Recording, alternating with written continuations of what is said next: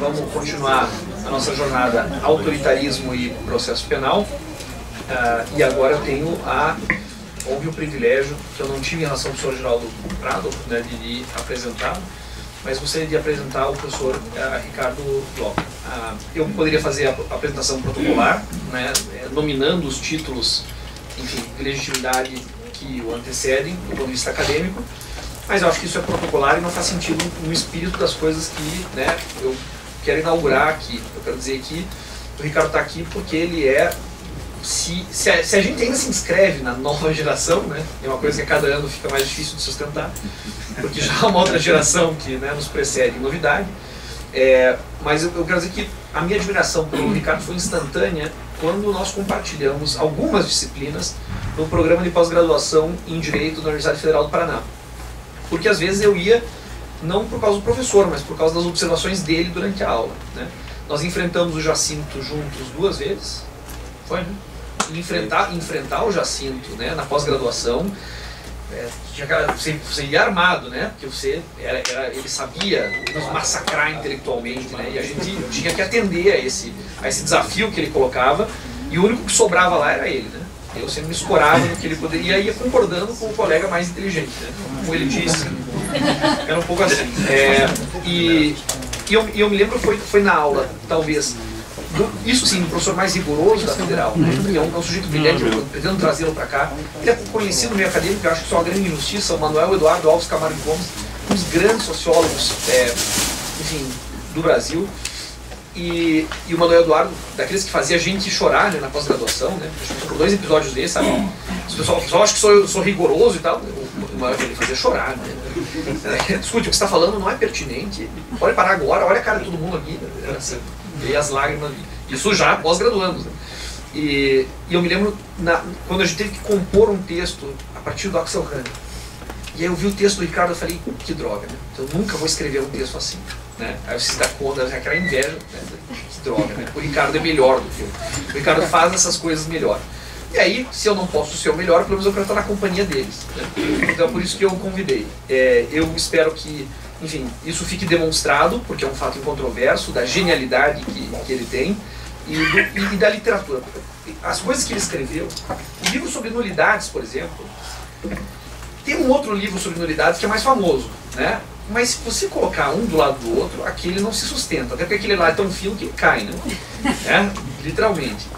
Mas não é só sobre isso, é sobre essa capacidade que ele tem de articular teoria crítica, filosofia, crítica criminológica, processo penal. Essa é uma faculdade extraordinária. Então, na composição dessa jornada, eu pensei em poder, né, casar essas duas potencialidades, assim, todo o peso do que é Geraldo Prado e a sua, né, a tradição e a escola que ele funda, mas também com uma promessa, né, que já não é promessa, mas é uma promessa que se renova, de pensar que hoje, né, a PUC do Rio Grande do Sul tem com ele e com Augusto Jobim, assim, quem dera, né? Eu acho que hoje não tenho dúvida, minha opinião, de que o centro das ciências criminais do Rio Grande do Sul é a PUC do Rio Grande do Sul. Por vocês dois e pelo que a Auri, etc., que o Sala construíram naquele espaço. Mas hoje, principalmente por vocês dois. E não, por incrível que pareça, não a Federal do Rio Grande do Sul, né? Quer dizer, a PUC, porque vocês decidiram lá fundar esse espaço. E com todas as pessoas que têm passado por lá, né? E a gente tem vindo, quando as pessoas vêm para cá e formadas por vocês, eu já sei da qualidade que elas têm. Elas nunca me decepcionaram nesse sentido. Então, não é uma apresentação protocolar, é uma apresentação sincera, né? Eu dizer da admiração que eu tenho por ti, de quão importante eu acho que era te trazer para que você pudesse fazer isso com mais tempo, né? Fora das exposições de poucos minutos e tal, para a gente poder desenvolver em 3 sessões, pelo menos, aprofundar essa crítica, que quando a gente fala em crítica, né, passa pela crítica à teoria geral do processo também, né? Mas passa por todas as questões que, enfim, nesse programa que ele desenvolveu, e a gente acompanhou, a gente fez o quê? Quase 5 meses de gestação, né, de um programa elaborado para poder apresentar. Então é isso, né, usando aí sim o protocolar sem mais delongas, eu deixo a vocês o privilégio de ouvir o professor Ricardo Blochner e me somo a condição de aluno a todos vocês. Então, boa noite a todos.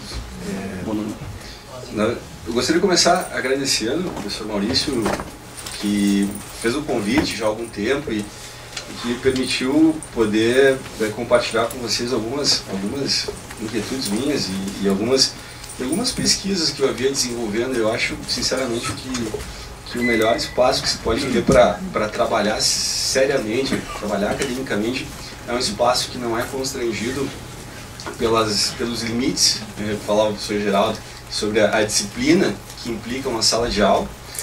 Tampouco é nos espaços limitadíssimos em termos de tempo e de protocolo em relação aos congressos que na sua estrutura formal, mas sim esse espaço que eu particularmente tenho utilizado e utilizo a extensão para poder fazer minha terapia social, botar a gente a escutar aquilo que me causa transtornos e de fato o professor Maurício foi muito excessivo em tudo aquilo que ele disse, e disse um cara que descobri hoje bateu numa freira. Então, não, eu apanhei, não. Ela não sentiu bom. então isso já vem epistemicamente condicionado por esse local de fala e ter certeza que eu estou mais aqui pelas condições de amizade com o Maurício do que qualquer outra coisa.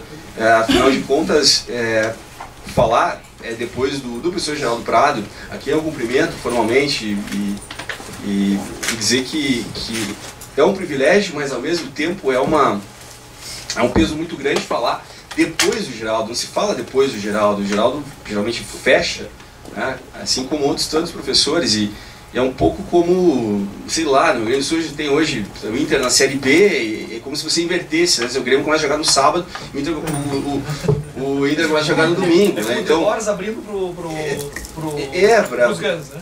Mais ou menos.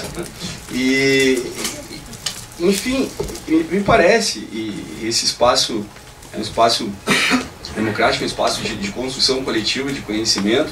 Eu queria dizer que eu tive muita sorte de ser orientando o professor Jacinto, de ser orientando do professor Auri, de ser colega do Maurício, mas algumas escolhas que a gente faz na vida, elas determinam muitos caminhos, e eu não fui aluno do professor Geraldo, talvez por uma contingência geográfica, mas o professor Geraldo é um daqueles professores que você escolhe ser aluno mesmo na distância física. É uma espécie de abraço intelectual, e eu posso dizer que de tudo que o Geraldo fala, eu não tenho nada a acrescentar. Eu diria, a minha missão estaria cumprida antes mesmo de começar, porque eu vim aqui para assistir o Geraldo. O professor Geraldo é fantástico, e vocês puderam comprovar em loco, né? Dizer aquilo sobre tudo que o Geraldo comentou seria, como gostam, né, algumas retóricas do judiciário, seria tautológico, né? Então, para evitar tautologias, não há mais a acrescentar ao professor Geraldo, a dizer que é um privilégio, que a amizade é recíproca e a admiração é exponencialmente muito além do que a palavra pode representar. Vejo que vários colegas, talvez mais, e amigos, vossos amigos, ao Humberto, eu conheci no seminário em Passo Fundo, o Teodoro, mas o Yuri, o Marcelo, que eu estou conhecendo agora, mas conhecendo a figura, mas não o pensamento, que também transcende essa espacialidade física. Bom, o que eu teria projetado por um encontro de 3 sessões, e eu vou utilizar esse espaço para fazer sessões quase que de descarrego psíquico minhas, porque eu pretendo colocar à prova, ou colocar em teste algumas das hipóteses com as quais eu estou trabalhando. Então, quando eu falei, eu não me lembro quanto tempo faz, Maurício, que a gente combinou, eu sei que foi antes da virada do ano passado, e eu me pus a trabalhar em cima da categoria autoritarismo. E de novo, aqui eu faço referência ao professor Geraldo, porque talvez na minha memória isso pode ser falho, mas o professor Geraldo, através do grupo dele, é o que trouxe a discussão em torno da expressão autoritarismo. Era algo que estava no processo penal abandonado, e o professor Geraldo trouxe à tona, através das pesquisas dele, todo um conjunto de textos, um conjunto de pensamento e de formação de intelectuais que são muito engajados na causa de pensar um processo penal e processo penal nas linhas que o professor Geraldo mencionou, de se esparramar para além do convencional. A minha proposta, e aqui eu pretendo fazer uso do espaço inicialmente para apresentar, e depois a gente poderia dialogar, e espero que a gente faça isso, né? Se vocês tiverem alguma questão, não há problema nenhum me interromper, até faço questão, porque eu prefiro que vocês estabeleçam um diálogo do que deixem a pergunta ao final, a questão ao final, e depois ela se perda por qualquer motivo, desde o tempo até o esquecimento. A ideia minha é apresentar na falta de uma melhor expressão, uma espécie de genealogia das ideias autoritárias do processo penal brasileiro. Esse é um projeto que eu comecei a desenvolver no final do ano passado, e eu particularmente sou meio obsessivo com as questões que são importantes de ser destacadas. Então eu estou apresentando também o que é esse material, um material que está em 500, 600 páginas, que foi o que eu desenvolvi para o texto, para o convite do Maurício, para poder fazer minimamente jus ao convite.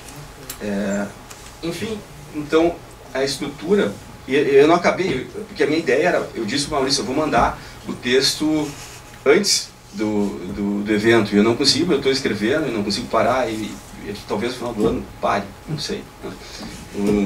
O ponto essencial é também discutir isso, vocês vão precisar de paciência, é discutir e colocar em questão também a tradição da casa.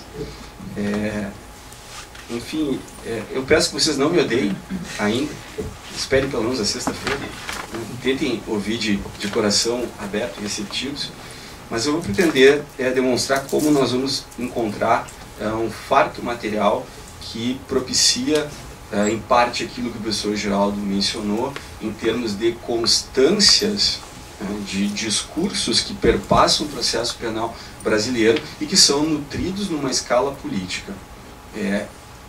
Se bloquear ou você imunizar o discurso processual via o tecno-juridicismo é não enfrentar a questão no seu âmago e, portanto, ou escamotear as relações que se de Constituição e falsear, no segundo momento, as condições de relação do poder. Portanto, inicialmente, é preciso desbastar todo o caminho a ser percorrido. E aqui, então, eu deveria falar inicialmente, nesse encontro, não é uma aula, mas é vício, né, de linguagem, começar com a ideia de autoritarismo. E por que eu estou escolhendo a ideia de autoritarismo e não totalitarismo, embora ambas vão flertar diversas vezes. Eu gostaria também de iniciar, se der tempo hoje, a formação e explicar como foi a constituição do Código de Processo Penal de 1930 na Itália. Porque é uma coisa que nós precisamos estabelecer. O processo penal brasileiro não é um processo que imprimiu uma literatura essencialmente portuguesa. Se vocês ouvem, ou se vocês trabalham, e vários autores assentam isso, que o nosso liberalismo processual penal é a herança dos portugueses na trilha de uma perspectiva culturalista, que também é aqui de São Paulo, em relação a Sérgio Buarque de Holanda, a Gilberto Freire e outros tantos, isso é falseamento da verdade histórica. E aqui, eu falando em verdade, também na falta de um outro indexador epistêmico. Então, assim, pretendo falar hoje um pouco sobre o autoritarismo, das suas variações, de como eu penso esse instrumento. Por segundo momento, eu quero avançar para a questão do tecnicismo, até a formação do pensamento jurídico processual penal italiano, e depois eu vou fazer uma análise da estrutura do Código de Processo Penal Rocco, então isso projetando para amanhã. Quero fazer também amanhã o comparativo com a estrutura de processo penal brasileira, né, de quais são as categorias fundamentais lá e cá, como se constituíram ambas as doutrinas, para ao final poder colocar aquilo que eu reputaria como um significante maior, um significante que pode reunir todas essas estruturas, fazer orbitar em torno dele todas as estruturas, que é a ideia de instrumentalidade do processo, e aí sim, aí já começamos já cortando, né, do início ao fim. Mas enfim, eu quero fazer uma crítica bastante vertical naquilo que a minha própria condição me limita, em torno daquilo que eu penso ser essencial para que nós possamos quebrar uma tradição que é montada numa perspectiva política essencialmente autoritária, né? E é claro, eu não estou aqui fazendo uma revelação, uma declaração. São hipóteses que eu estou a trabalhar e vocês têm toda a liberdade para discordar delas, para pedir indicação de fonte, enfim, sintam-se à vontade. Na medida em que eu puder atender vocês, eu farei com o maior prazer, certo? Então, basicamente, essa é o plano de trabalho, e eu peço paciência para vocês, porque como eu tenho um material relativamente grande para apresentar, eu vou ficar centrado em torno dele, né, para não poder fugir, porque senão daqui a pouco eu começo a abrir parênteses, e eu não consigo fechar algumas ideias, tendo em vista que também, pelo ineditismo, é a primeira exposição oral que eu vou fazer sobre esse tema, portanto também os atalhos, né, as melhores partes que eu tenho para dizer não estão bem assentadas. Então eu começo dizendo como pensar. Esse é um trabalho que eu não consigo centralizar na história das ideias, muito embora flerte com as histórias das ideias. Não é um trabalho essencialmente criminológico, embora tenha algumas perspectivas criminológicas que são fundamentais para a constituição do trabalho. Não é um processo dogmático, não é um trabalho dogmático de processo penal, porque eu também não consigo assentar ele em níveis de uma horizontalidade de categorias. Portanto, eu preciso fazer uma espécie de bricolagem, no melhor sentido do termo, com diversos campos do conhecimento para poder apresentar a vocês como há o diálogo intermitente entre o processo penal italiano e o processo penal brasileiro. Eu confesso que um dos motivos, eu li um texto eu vou fazer um tempo, e me incomodou muito, mas eu não achava que merecia uma resposta, até mesmo pelo fato de que eu precisava estudar melhor. Então, me parece que se nós nos debruçarmos sobre a estrutura do processo penal italiano, vocês vão conseguir entender muitas das questões que nos atormentam, que nos afligem. De novo, não se trata de uma herança ibérica, né? É como se nós transportássemos Gilberto Freire e Sérgio Buarque de Holanda para explicar o processo penal. Mas veja, eles não dão conta nem mesmo da antropologia, quiçá do processo penal. Não há uma ruptura ibérica, não há uma continuidade ibérica. E aí eu preciso também me colocar, embora de maneira muito crítica, embora goste muito do texto, eu não compartilharia da própria ideia de um iluminismo jurídico penal brasileiro assentado nas premissas portuguesas. Porque essa mesma ideia de continuidade vai perpassar todo o trabalho do Raimundo Faoro, vai perpassar os arautos da criminalização da corrupção como uma herança ibérica, né? Aí vem o sujeito lá que usa a história como um enfeite, né? Vai dizer, não, a corrupção começou quando os portugueses começaram a trocar espelhos com os índios. Não é possível, não é possível. Então eu preciso ter um pouco de seriedade na questão do trato histórico. Isso também implica um certo mal-estar. Eu vou forçar vocês, forçar não, mas se vocês quiserem, não tem que aguentar, eu vou falar muito de história. É um trabalho essencialmente que tenta capturar alguns momentos essenciais da construção do nosso pensamento processual penal. E isso custa retomar algumas questões, e a principal delas, e eu terminaria por aí no introito, a dizer que é também se lançar no mar sem muita perspectiva de aportar em terra segura, porque muitos dos nossos heróis ou mitos do processo penal vão acabar sendo colocados numa posição que merece reflexão, né? Então, desde a base da base do processo penal nosso, que é construído segundo um modelo processual penal italiano. A base de processo penal italiano, que é uma base não apenas brasileira, que na Europa se torna o eixo central de constituição do processo penal como uma ferramenta, como um dispositivo, como falou o professor Geraldo a partir das ideias do professor Rui. Então, eu diria assim, o que eu vou fazer com vocês é uma tentativa de identificação do nível de permeabilidade do processo penal brasileiro às ideias autoritárias. Essa ideia, nível de permeabilidade, quão pacífica ou quão pacíficas são as nossas categorias a ponto de abraçar, sustentar e defender posturas que ou sabidamente foram e são autoritárias, ou aí, por ignorância não se vai na fonte e se toma como favas contadas. Isso tem um preço, que é o preço de fazer um processo penal democrático. O preço é ter que abandonarmos a ideia de tradição. O preço a se fazer é assumir o risco de que pode ficar pior, embora, né, você vai conversando com as pessoas e diz, não, pior do que está não fica, né? Mas isso já vinha há 5 anos atrás, e cada vez fica pior, né? Então são essas as questões. Eu diria assim, e aqui para tomar a expressão da professora Judith Butler, essas categorias elas não vão atravessar o tempo de forma indene. Não é possível se fazer história montado numa perspectiva do Saussure de uma diacronia, como as coisas vão se sucedendo linearmente, porque elas não vão. O tempo da história é o tempo do arco hermenêutico, é o tempo em que as coisas vão e voltam, em que, para dar um exemplo, o sistema acusatório não sucede o inquisitório, nem vice-versa, porque nós estamos a trabalhar numa perspectiva evolucionista. As coisas se dão na simultaneidade, as coisas se tocam, as coisas elas acabam tendo uma interparadigmaticidade. Zonas cinzentas, zonas que se tocam.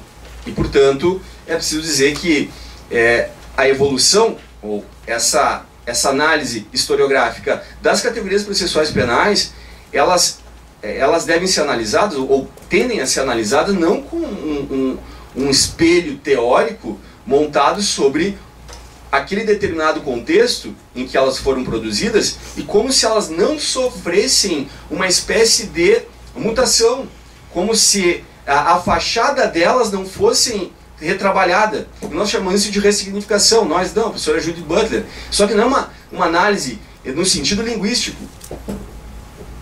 Eu particularmente me recuso a fazer uma análise no sentido linguístico que não esteja politicamente implícita, não seja politicamente engajada. Por isso a professora Judith Butler falará de uma ressignificação subversiva.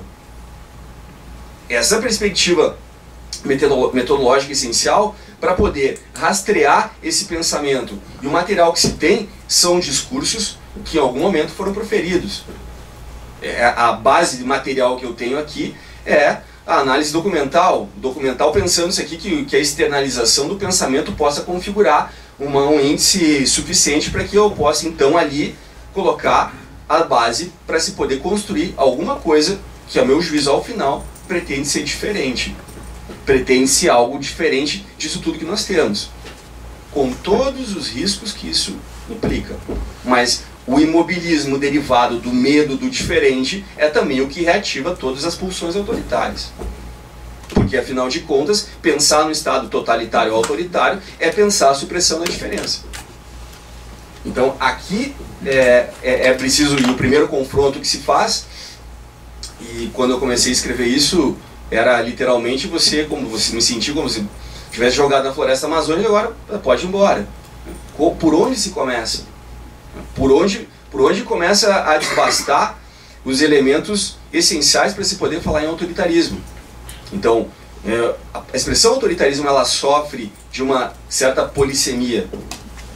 Ela sofre com um excesso, digamos, absoluto do significado em relação ao significante. Ou seja, você pode fazer uma análise do pensamento ocidental que, em termos de autoritarismo, nós não pararíamos. Fazer uma sessão de 20 anos para fazer um mapeamento dos usos que o termo autoritarismo acaba sofrendo.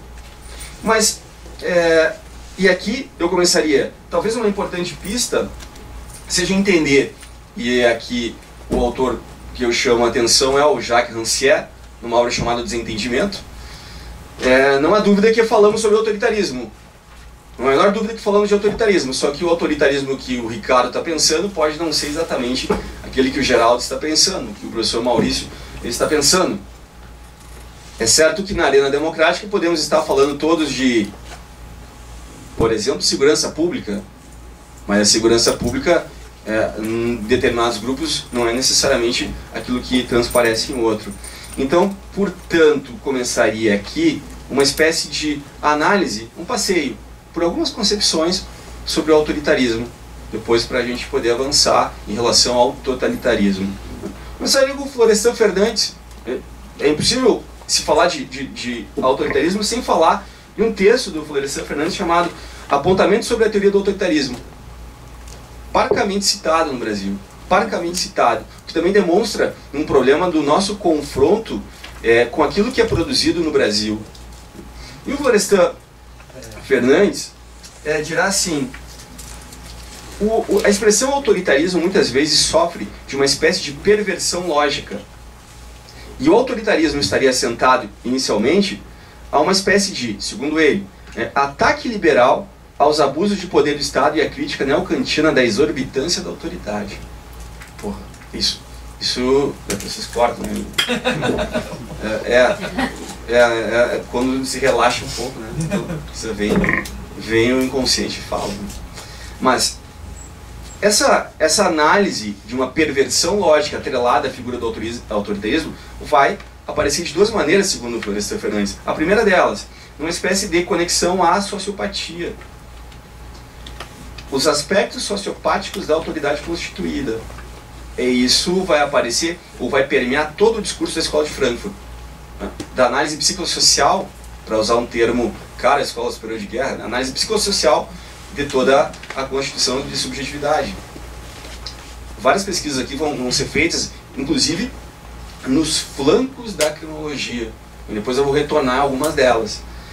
E a segunda, que é talvez a mais comum, e é que aparece atrelada ao discurso liberal, que é da irracionalidade do poder, de como é possível constituir ferramentas para conter a irracionalidade do poder punitivo.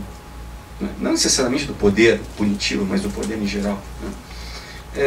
Estariam outras duas pesquisas bem conhecidas, recentes, no campo do processo penal.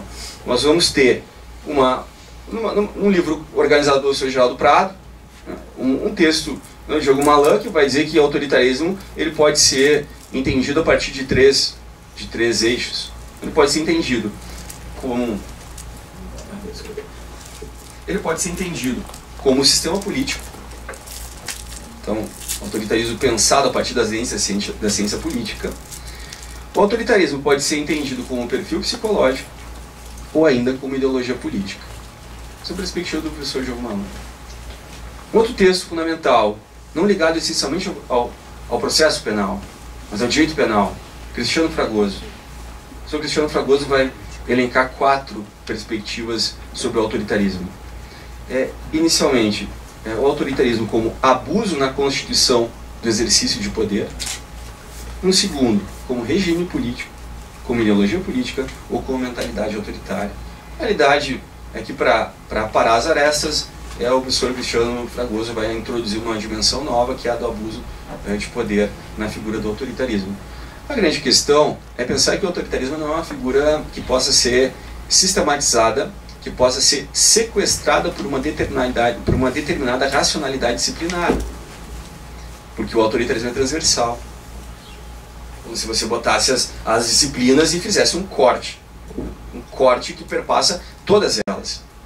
Isso não significa dizer, necessariamente, como faz algum setor, especialmente um autor, o Paliero, na Itália, vai dizer que todo sistema penal é obrigatoriamente autoritário, em maior ou menor medida.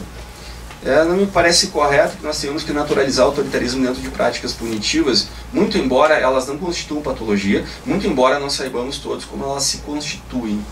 Eu diria assim, dentro de uma certa metodologia, e aí eu preciso também fazer esse pequeno apontamento metodológico, não me parece que seja necessário e nem mesmo adequado fazermos um recorte do autoritarismo a partir de uma metodologia weberiana dos tipos ideais, essencialmente contrafática, ou seja, de uma sociologia que está preocupada em organizar e sistematizar o conhecimento para poder detectar a realidade. Essa metodologia weberiana, ela perpassa, por exemplo, toda a discussão em torno dos sistemas processuais. Você fala sistema acusatório e inquisitório, você faz uma lista de características e confronta com os dados da realidade. Mas qual é o problema? O problema é que isso não há uma eleição neutra. Porque se você...